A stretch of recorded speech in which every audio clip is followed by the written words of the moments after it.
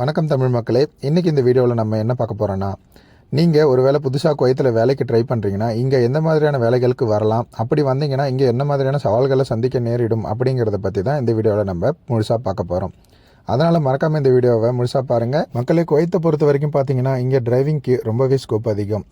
அதனால் டிரைவிங் தெரிஞ்ச நீங்கள் கண்டிப்பாக குவைத்துக்கு வேலைக்கு வரலாம். ஆனால் இந்த 2025 இங்கே நிறைய சட்டத்திட்டங்கள் மாற்றப்பட்டு இருக்கிறதுனால ரொம்பவே கடுமையான சவால்களை நம்ம சந்திக்க நேரிடக்கூடிய சூழ்நிலை தான் இங்கே இருக்குது.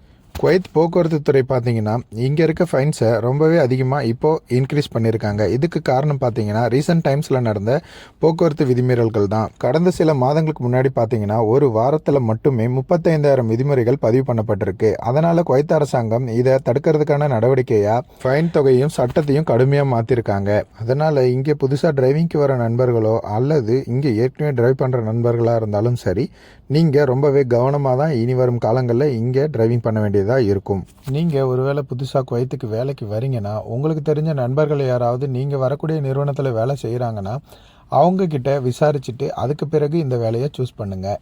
அதற்கான காரணம் என்னன்னு பார்த்தீங்கன்னா, நீங்கள் வேலைக்காக முயற்சி பண்ணக்கூடிய ஏஜென்ட்டோ அல்லது உங்களுக்கு வேலை வாங்கித்தரேன்னு சொன்ன நண்பர்களோ இங்கே இருக்க முழுமையான சூழ்நிலையை உங்களுக்கு கண்டிப்பாக சொல்லியிருக்க மாட்டாங்க.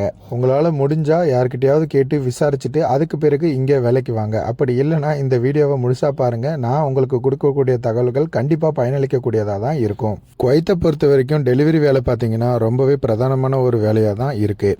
டெலிவரி வேலையில் பார்த்தீங்கன்னா என்ன மாதிரியான கஷ்டங்கள் இருக்குன்னா, நம்ம அங்கே சொல்கிற சம்பளமோ அல்லது வேலை நேரமோ இங்கே பார்த்தீங்கன்னா இருக்காது. கண்டிப்பாக அதுக்கும் இதுக்கும் நிறைய வித்தியாசப்படும். அதனால் நீங்கள் வேலையை சூஸ் பண்ணுறதுக்கு முன்னாடி நீங்கள் வர கம்பெனி நல்ல கம்பெனி தானா, ஒரு ஆத்தரைஸ்டு கம்பெனியா, சொன்ன விதிமுறைகளை கரெக்டாக கடைப்பிடிப்பாங்களா, நமக்கு சொன்ன வேலைகள்லேருந்து வேறு எதுவும் மாறுபடுதா அப்படிங்கிற எல்லா விஷயங்களையும் நீங்கள் விசாரிச்சுட்டு அதுக்கு பிறகு இங்கே வேலைக்கு வர்றதுக்கான முடிவை எடுங்க. டெலிவரி ஃபீல்டில் டிரைவிங்கான ஸ்கோப் பார்த்தீங்கன்னா இந்த 2025 ரொம்பவே கம்மியாக தான் இருக்குது. ஏன் அப்படின்னு பார்த்தீங்கன்னா, இப்போது ரீசெண்ட் டைம்ஸில் ரெக்குயர்மெண்ட் ரொம்ப அதிகமாக எடுத்துட்டதுனால இங்கே டிரைவர்களோட எண்ணிக்கை ரொம்ப அதிகமாகவே இருக்குது.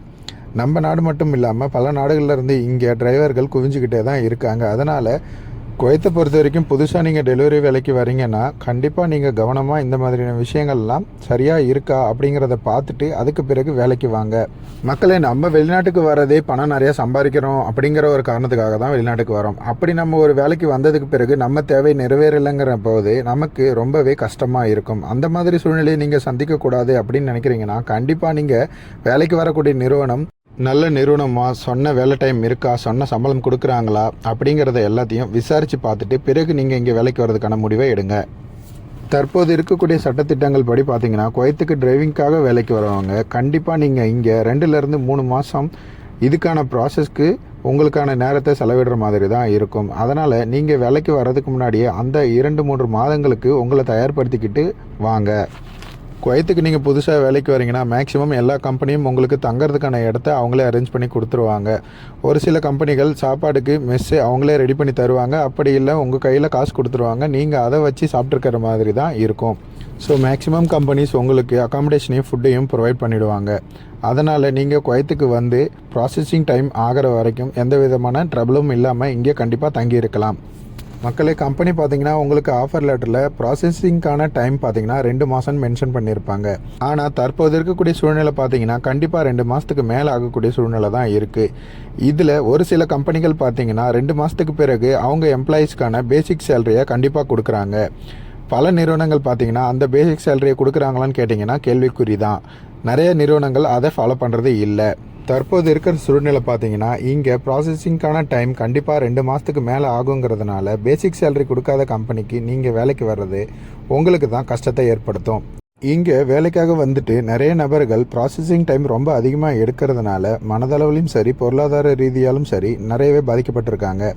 அதனால் நீங்கள் புதுசாக வரீங்கன்னா கண்டிப்பாக உங்களை இந்த விஷயங்களுக்கு மனதளவிலையும் பொருளாதார ரீதியிலையும் தயார்படுத்திக்கிட்டு பிறகு வேலைக்கு வந்தீங்கன்னா நீங்கள் சிரமப்படக்கூடிய சூழ்நிலை இருக்காது.